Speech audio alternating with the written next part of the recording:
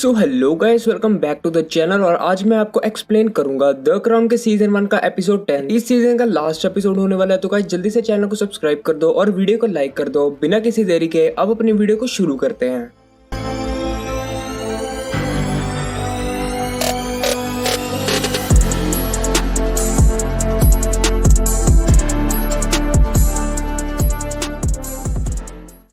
Episode की starting में 1936 का सीन दिखाते हैं, जब एडवर्ड अपनी राजगद्दी किंग जॉर्ज पर डाल देता है।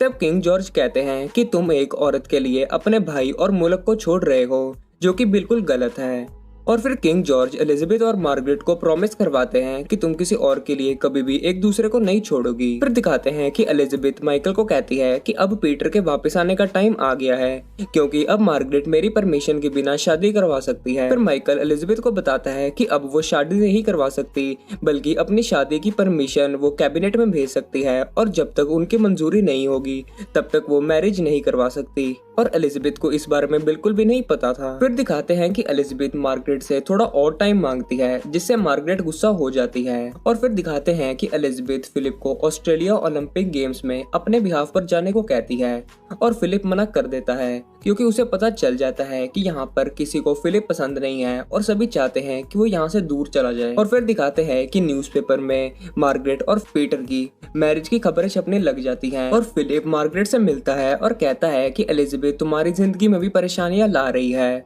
और मार्गरेट कहती है कि दूरियां प्यार बढ़ाती हैं, और फिलिप कहता है कि शायद इसलिए वो मुझे दूर भेजना चाहती है। और फिर दिखाते हैं कि एंथनी अपनी वाइफ के साथ एलिजाबेथ को मिलने आता है, जहां दिखाते हैं कि एंथनी वॉशरूम में जाकर कुछ ड्रग पिल्स लेता है। उसके बाद हमको दिखाते हैं कि एलिजाबेथ और एंथनी जीप में कहीं जा रहे होते हैं, जहाँ रास्ते में एलिजाबेथ एंथनी से कर्नल नसीर के बारे में पूछती है, और एंथनी बताता है कि जब वो कायरो गए तब उन्होंने अरेबिक में स्पीच दी, जहाँ उन्होंने कहा कि वो यहाँ कर्नल नसीर से मिलने आए हैं, जो कि एसवन डैम प्रोजेक्ट की फंडिंग के बारे में बात करने आए थे। ये स्पीच नसीर भी सुन रहा होता है। और फिर एंथनी बताता है कि उस रात को वो पार्टी में मिलिट्री यूनिफॉर्म में आए, जैसे कि वो किसी बैटल में आए होते हैं। और एंथनी ये भी बताता है कि अगले दिन इजिप्ट के न्यूज़पेपर में खबर आई कि एक ब्रिटिश मिनिस्टर ने नसीर को बेइज्जत किया।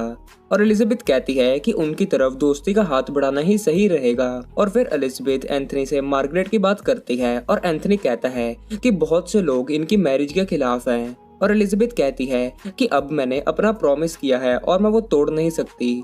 फिर एंथनी कहता है कि मुझे थोड़ा टाइम दो, मैं कैबिनेट से बात करूंगा। और फिर दिखाते हैं कि फिलिप क्वीन मदर से पूछ रहा होता है कि आपने ही मुझे दूर जाने का प्लान बनाया है, और वो कहती है कि मैंने सिर्फ तुम्हें थोड़ी आजादी दी है। फिर दिखाते हैं कि पीटर वापस आ जाता है और मार्गरेट से मिलता है। एंथनी एलिजाबेथ को बताता है कि कैबिनेट ने मैरिज करवाने से मना कर दिया। और फिर एंथनी बताता है कि अगर मार्गरेट और पीटर एक आम सिटीजन की तरह फॉरेन में शादी करवा लें और वहीं रहे, तो उनकी मैरिज हो सकती है।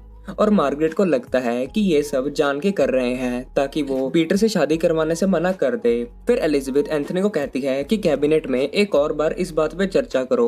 और फिर दिखाते हैं कि कैबिनेट के मेंबर एलिजाबेथ से मीटिंग करते हैं, जहां एक आदमी कहता है कि चर्च उन लोगों की शादी नहीं करवाने देता जो कि डिवोर्सी हैं और अभी वो दोनों जिंदा हैं। फिर दिखाते हैं कि फिलिप एलिजाबेथ को उन दोनों की शादी कर देने को कहता है। और फिर एलिजाबेथ मार्गरेट से मीटिंग करती है, जहां वो कहती है कि मैं तुम्हें शादी करवाने की परमिशन नहीं दे सकती।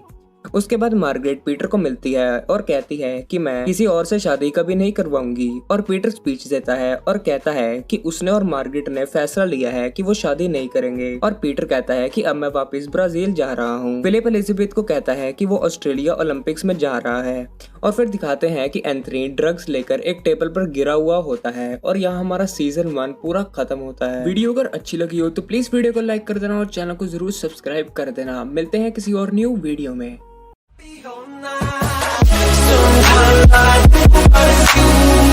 Late night,